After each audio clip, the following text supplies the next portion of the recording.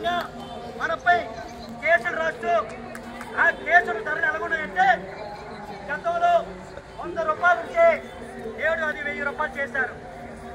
ఇది 1000 రూపాయలు ఉంటే అది 10,000 రూపాయలు చేశారు. 10,000 రూపాయలు దాన్ని ఈరోజు లక్షల్లో పంపిస్తూ ఉన్నారు.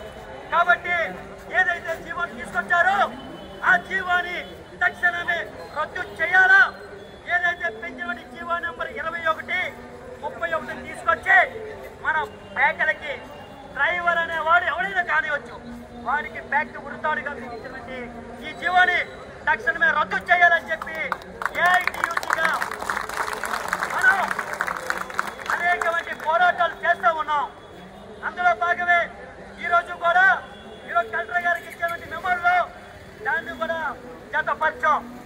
కాబట్టి స్థానికంగా ఆటోలకి అనకాపల్లి సెంటర్లో పార్కింగ్ స్థలాలు కావాలని అడిగాం.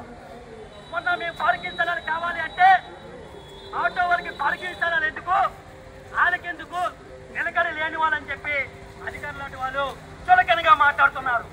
మేము చెప్పాం, అయ్యా రెక్కర్ దగ్గర తొక్కనటువంటి పరిస్థితి ఆటో డ్రైవర్లే. ఈరోజు ప్రభుత్వం మమ్మల్ని ఆదుకోవాలి, ఆదుకోలేదు.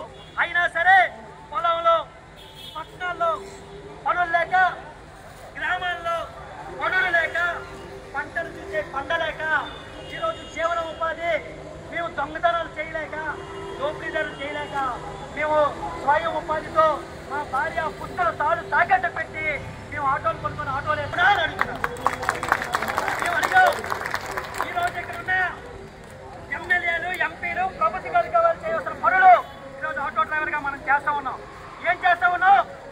మనం ఒకవైపు పొట్ట చేత్తో పట్టుకొని బేరాలు లేకపోయినా వికలాంగులకు